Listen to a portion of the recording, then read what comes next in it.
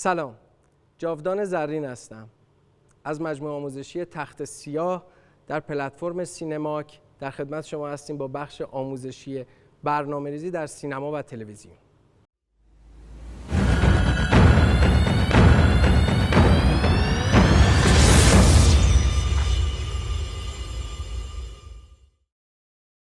خب مبحث برنامه‌ریزی در سینما و تلویزیون یه مبحث کاملا حرفه‌ایه، اما همیشه سوالی که من دارم از کسانی که میخوان وارد این حرفه بشن اینه: واقعا هدفتون از ورود به سینما چیه؟ چرا میخواین دستیاری و برنامه‌ریزی انجام بدین؟ چرا میخواین وارد این مقوله بشین و حرفه‌ای بشین؟ و یه نکته‌ای رو باید در نظر داشته باشین. اگر ساعت‌ها و سال‌ها شما برنامه‌های اینچنینی رو ببینید، تا زمانی که تجربه در صحنه نکنین نمیتونید بگید که به شکل حرفه‌ای با این مقوله آشنایی دارین و در واقع تونستین از پس این ماجرا ور بیاین. و همچنین برعکس، اگر سالها و ساعتها هم در کار به صورت تجربی کار کرده باشین، باز نمیتونید بگید که من در واقع به تمام مقوله برنامه‌ریزی و دستیاری در سینما و تلویزیون مسلطم. البته ما تخصصی می‌خوایم راجع به برنامه‌ریزی در سینما و تلویزیون صحبت کنیم، اما چرا دارم این موضوع رو به شما مطرح می‌کنم؟ ببینید، اینکه بدونین چرا دارین این کار رو می‌کنید بسیار مهمه. چرایی در هر حرفه‌ای، به ویژه توی این حرفه، میتونه در واقع هدف و چشم‌انداز شما رو توی این مسیر روشن کنه. ببینید، چرایی دونستن یک کاری یعنی اینکه بهترین حالت و بدترین حالت اون کار رو در نظر بگیرید و با علم به این ماجرا شما وارد این حرفه و این پیشه به شکل جدی بشین و این حرفه رو برای خودتون یک حرفه کاری، درآمدزایی و در واقع برنامه‌ریزی اصلی زندگیتون در مقوله اشتغال در نظر بگیرید. دونستن بهترین حالت و بدترین حالت چیست؟ بهترین حالت شما یک برنامه‌ریز کاملا حرفه‌ای با درآمد خوب و تمام چیزهایی که در پی خودش داره خواهید بود، و بدترین حالت اینه که شما تجربه میکنین، فیلم میبینید، آموزش میبینید و تمام اینها، ولی مجالی برای ورود شما به عالم حرفه‌ای پس از سالها هم دست نخواهد داد.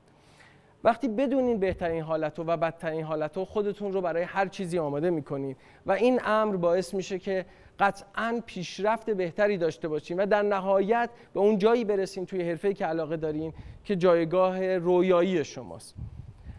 اما دونستن اینها یه مزیت دیگه‌ای هم داره: مواجهه با واقعیت. واقعیت شما توی این حرفه به کجا می انجامد؟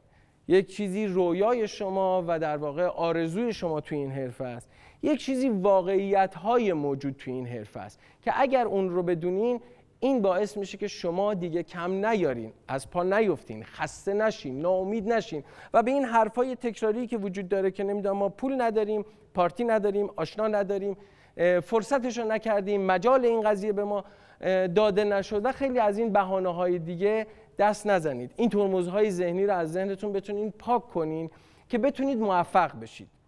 ببینید، توی هر حرفه‌ای یه سری واقعیت‌هایی وجود داره. سینما به خاطر شرایط خاصش که شما ناگزیر به کار کردن به صورت تیمی هستین یا همون تیم ورک، باید یک سری قوانین نانوشته در آن رو به صورت حرفه‌ای آموزش ببینید، تجربه کنید، کسب کنید و به این شکل بتونین وقتی ورود به این مقوله داشته باشین از پس تمام زوایاش بر بیاین. اتفاقاتی میفته که اون اتفاقات رو بتونید مدیریت کنید. ببینید، برنامه ریزی نقشه راه ساخت یک فیلم یا سریاله. این خیلی مهمه. خیلی شاید لمس این حقیقت برای خیلی ها حتی ترسناک باشه. از کارگردان، فیلمبردار، نورپرداز و حتی تهیه کننده، همه بر اساس نقشه‌ای که شما میدهید به عنوان برنامه پیش خواهند رفت. پس شما پاسخگوی ثانیه به ثانیه لحظات ساخت یک فیلم یا سریال باید باشید. خب خواستم با یه سری واقعیت‌های مواجهتون کنم که در تصمیم گیریتون مصمم‌تر و واقع بینانه‌تر عمل کنین. یعنی چی؟ یعنی اینکه اگر بدونین مسئولیت این حرفه، یعنی برنامه ریز در سینما و تلویزیون چقدر سنگینه و در عین حال به چه شکلی شما باید این مدیریت رو انجام بدین که تمام این گروه بتونن اعتماد کنن و در نهایت بر اساس برنامه‌ای که شما میدین فینال کار که اون فیلم یا سریال هستش به نتیجه برسه، نکات مهمی رو باید در نظر داشته باشین که دونستنش قطعاً در کنار تجربه کردن میتونه برای شما بسیار مفید باشه. خب بریم سمت خود داستان برنامه ریزی.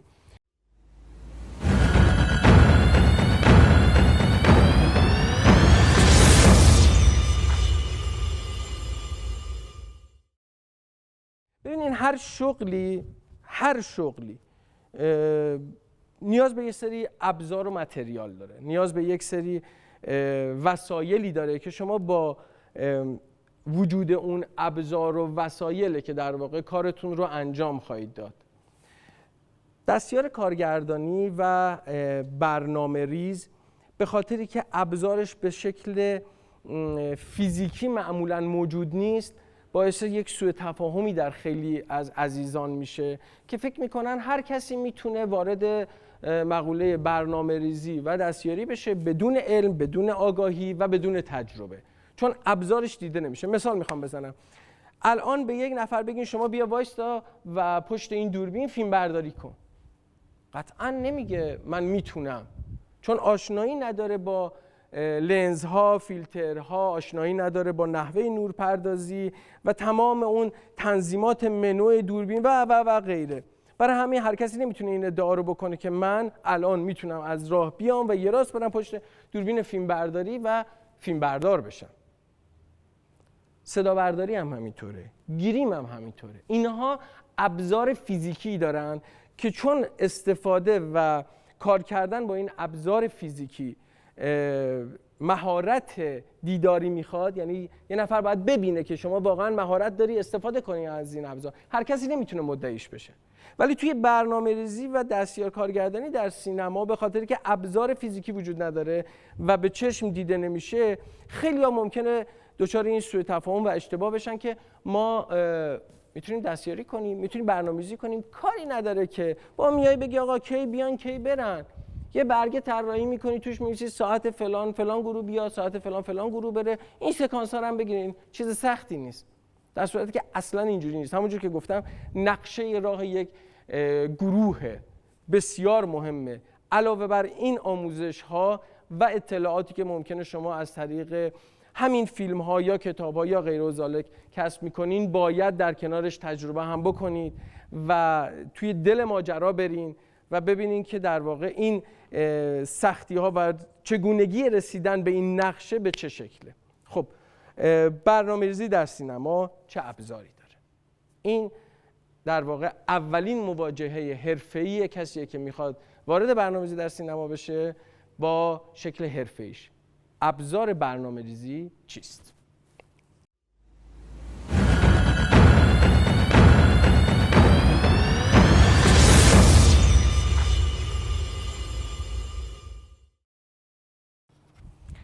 ابزار برنامه‌ریزی مهمترین چیزی که به عنوان یک متریال در خدمت یک برنامه‌ریز قرار داده میشه فیلمنامه است. پس اولین چیز که خیلی باهاش کار داریم و شاید در یه ذره جلسات دیگر یا مباحثمون بیشتر پیش بره باهاش خیلی برنامه‌ها داریم، خود فیلمنامه است.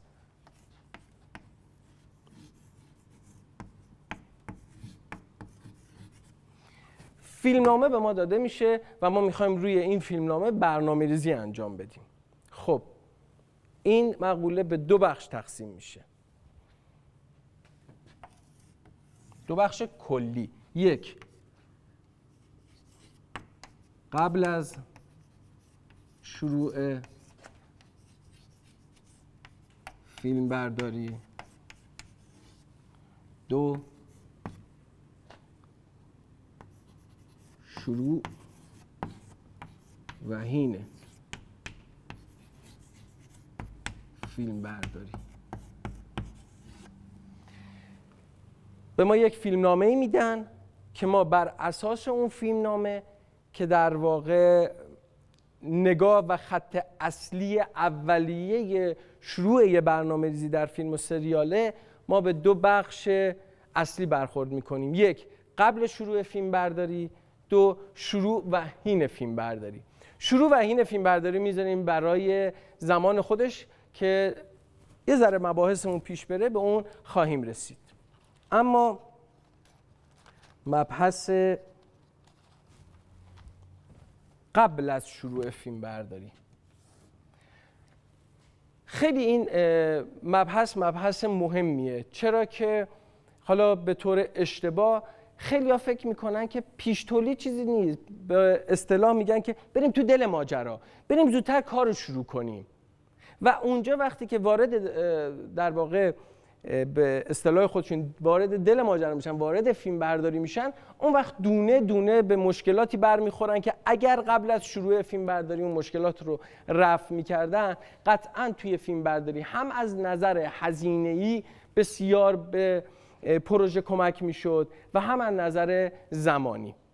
پس یک سری کارهای بسیار مهمی قبل از شروع فیلم برداری باید برنامه‌ریز انجام بده، روی فیلمنامه و خطی بده به تمام دوستان و همکاران در این کار تیمی که اشاره کردم. شما ناگزیری در سینما تیم ورک کار کنی، برای همین باید با تمام افرادی که توی یک فیلم حضور دارن یک تعامل و همکاری کامل داشته باشید. ببینید یه فیلمنامه رو به شما میدن که چه بهتر زمانهای زیادی داشته باشین برای تحلیل و آنالیز اون فیلمنامه از لحاظ برنامه ریزی. ببینید یه چیز مهمی رو من قبل از اینکه وارد بخشای فنی و اصلی برنامه‌ریزی در سینما بشه بهتون بگم. یک برنامه‌ریز حرفه‌ای بسیار باید، حالا شاید کلمش اصطلاح درستی نباشه، ولی منظور من رو به شکل سینماییش نه حرفه‌ایش توی جایگاه کلمه ایش درک میکنیم. یه برنامه‌ریز باید روانشناسی داشته باشه. چرا؟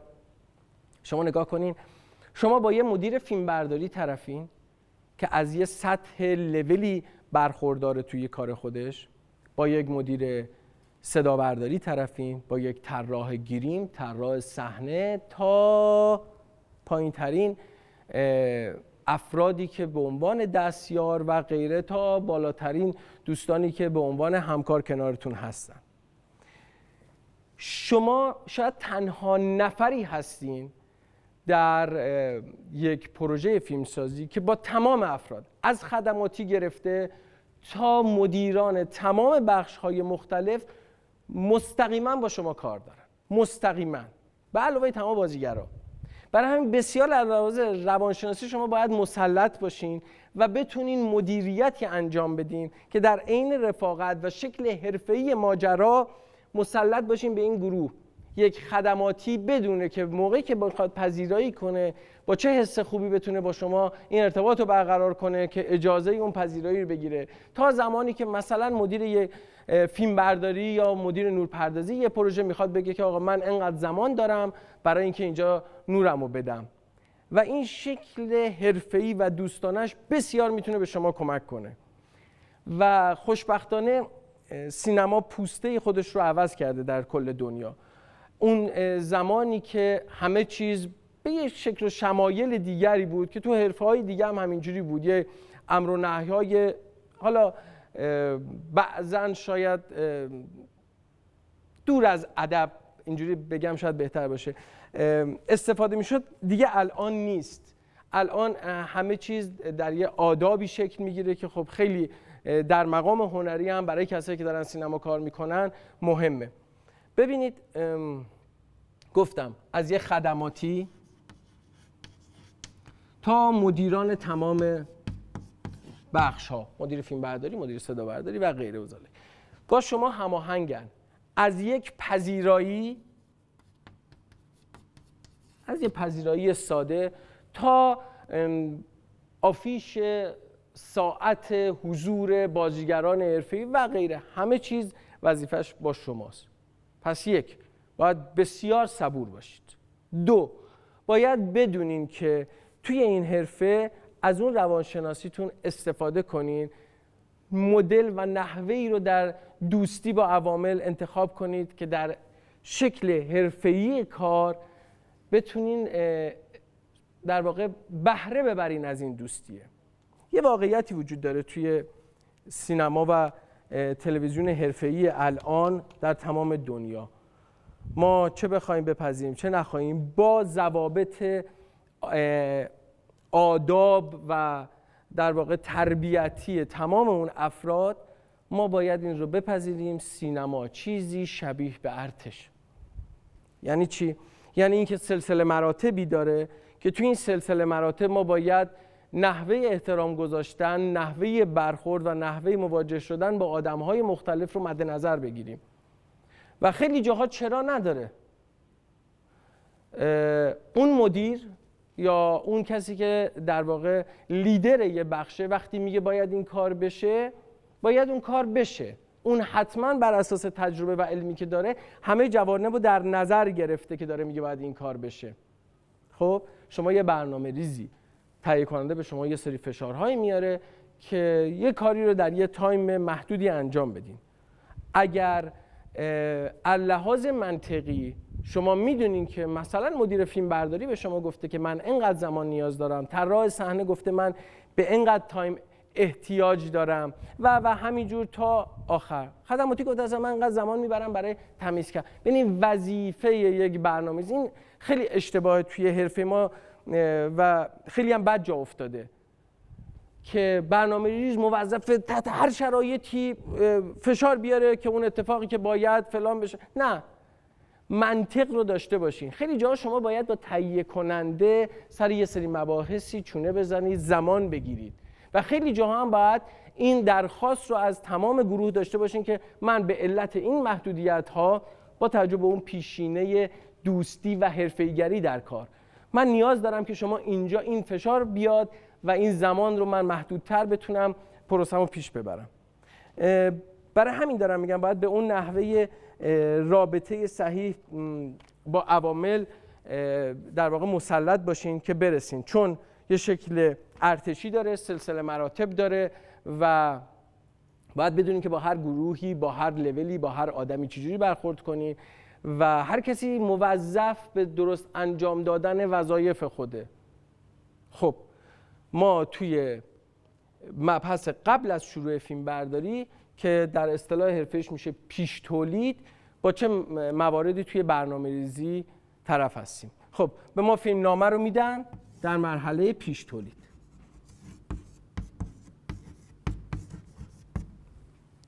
من داشتم خودم آماده میکردم برای اینکه در مورد مبحث برنامه‌ریزی بخوام توضیحاتی بدم. یکی از نکات بسیار مهمی که توی برنامه‌ریزی وجود داره یک کلمه‌ای هست به نام رج زدن و سرچ میکردم ببینم اصلا چه معادلی وجود داره برای رج زدن.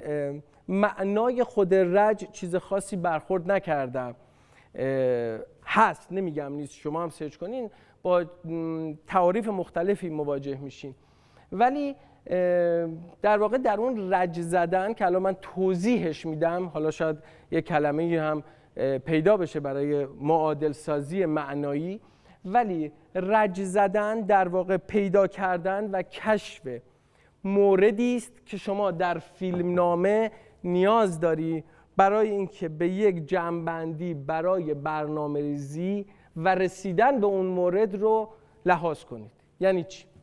ما الان توی مبحث پیش تولیدیم، هنوز به بخش تولیدی و اینها نرسیدیم، چون ما در نهایت ماجرا به یک چارت اصلی برنامه‌ریزی میرسیم. اینا مباحثیه که جلوتر بهتون میگم. چارت برنامه‌ریزی که این چارت اصلیه، بعضیا بهش میگن آنالیز و بعضیا بهش میگن خطی فیلمنامه.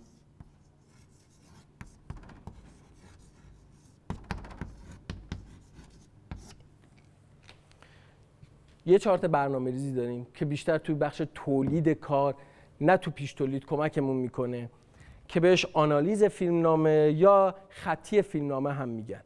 اما چیزی شبیه به این چارت که اتفاقا مقدمه خوبیه برای رسیدن به این چارت، توی پیش تولیدمون ما روی فیلمنامه انجام میدیم.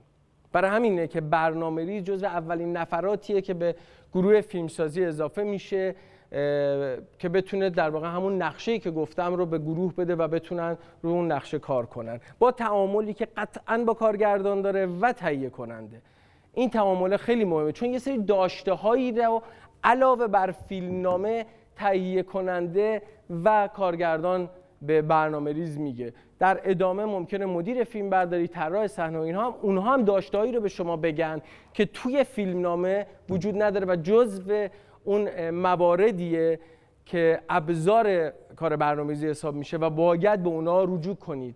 هیچ وقت فراموش نکنید در برنامه‌ریزی هرگز به این که این داشته‌ها در ذهن من، بسیار آدم باهوشیم، بسیار آدمم که همه چیز تو ذهنم میمونه، اکتفا نکنید. حتما یادداشت کنید. حتما یادداشت کنید. چون یک جایی شما نیاز دارید و انقدر ذهنتون پر از داده‌ها خواهد شد که اون پازلی که بخواید بچینین برای رسیدن به یک برنامه روزانه با نوشته‌هایی که دارین تکمیل خواهد شد. خیلی وقتا ممکن از ذهن جا بمونه و خسارت جبران ناپذیری رو برای گروه و شما به ارمغان بیاره. خب بریم سراغ بخش چارت اولیه در پیش تولید نسبت به فیلمنامه، داده های کارگردان و محدودیت های تهیه کننده.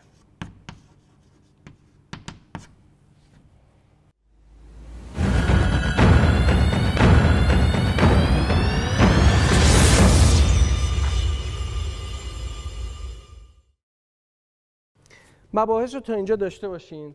چیزی که مطرح شد به عنوان آخرین حرف محدودیت‌های تهیه کننده بود.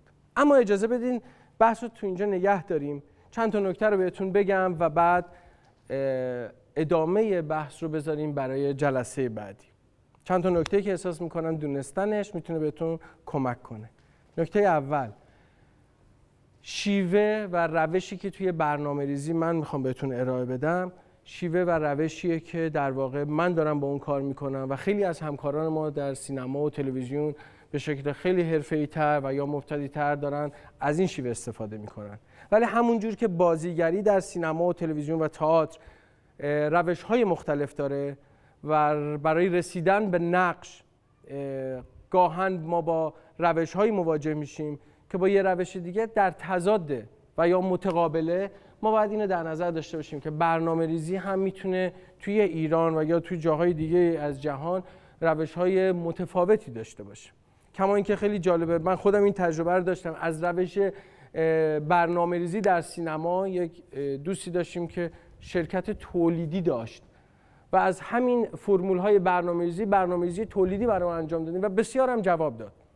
ولی میگم ممکنه که ما همکارانی داشته باشیم نحوه کارشون تفاوت داشته باشه.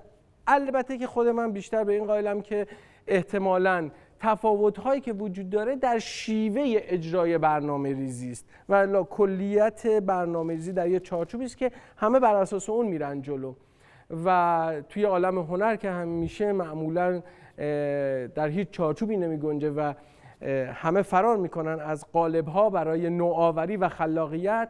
ولی برنامه‌ریزی یک علمیه که معمولاً محدودیت‌های خودش رو داره، در یک قالب و چارچوبی هستش که در واقع طبق اون نقشه برنامه‌ریزا کار میکنن. پس خواستم این نکته رو به شما عزیزان یادآوری کنم. ممکنه شما جایی در مقابل کسی که برنامه‌ریزه مطالبی که من گفتم رو مطرح کنید، با موافقت یا مخالفت مواجه بشین. لزوما چیزی که من دارم میگم یک روشه، ممکنه کسی دیگه روش دیگری داشته باشه که اون هم در نهایت به یک برنامه‌ریزی و نقشه راهی برای گروه میانجامه. پس اگر چیز متفاوتی از این چیزی که من گفتم شنیدین، تعجب نکنید، خیلی چیز طبیعیه، یک روش دیگه ای ممکنه باشه. این یه نکته. نکته دوم، خدا را شکر تو این چند ساله اخیر برنامه ریزی و دستیار کارگردانی به شکل حرفه‌ای بهش نگاه میشه و از هم جدا شده. در عین حال که شرح وظایف متفاوتی دارن ولی اینها در هم تنیدن. بسیار باید بینشون تعامل و نزدیکی وجود داشته باشه، در عین حال که شرح وظایفشون متفاوته.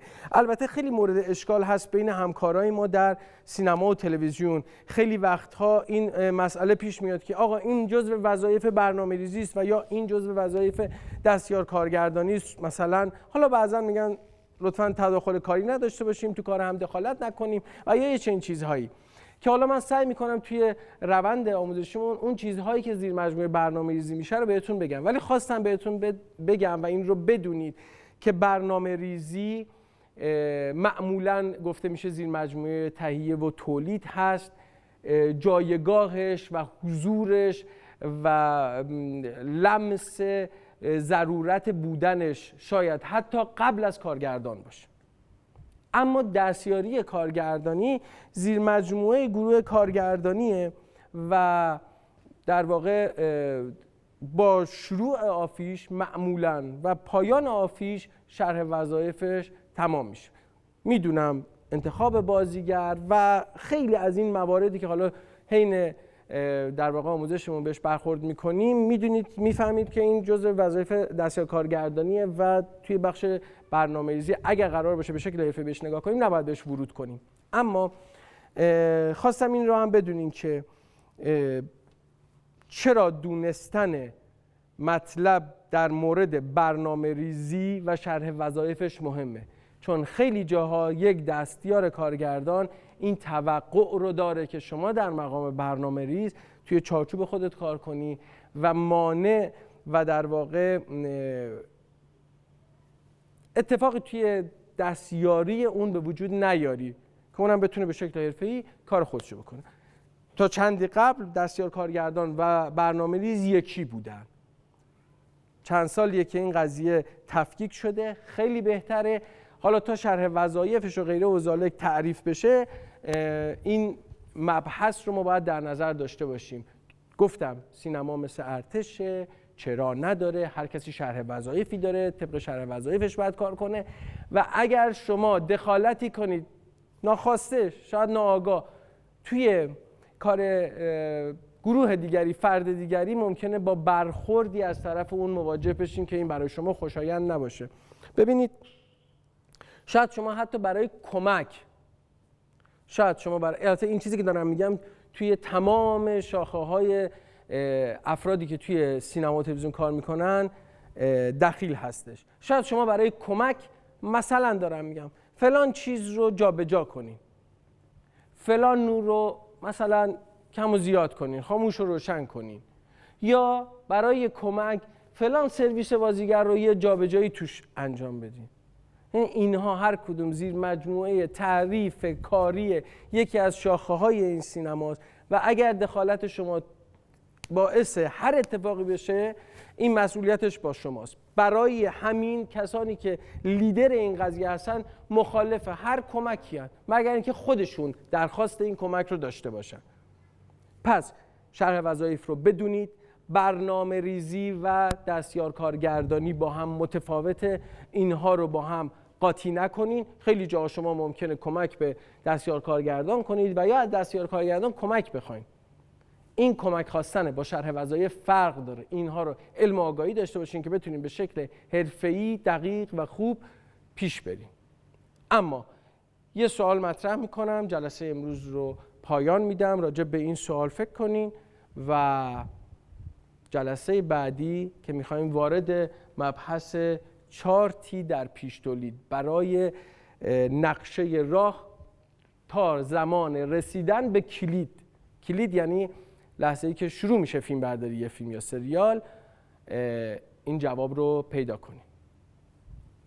فکر میکنین زیر مجموعه چارتی که برای برنامه ریزی یک پروژه سینمایی یا تلویزیونی نیاز دارین چه موضوعاتی است و اونها توی چارتی که شما قبل از شروع فیلم برداری در پیش تولید باید بهش برسید، چه تفاوت‌هایی داره با چارتی که حین ضبط و فیلم برداری یک اثر باش برخورد میکنیم.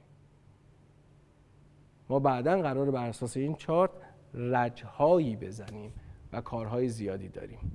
به این مقوله فکر کنین، یه ذره سرچ کنین و استفاده کنین از امکاناتی که موجوده، نتایج خوبی میگیریم. جلسه بعد مفاهیم برامون قابل لمس‌تر میشه. این پایان مبحث امروز ما در برنامه ریزی تخت سیاه. روزگارتون خوش.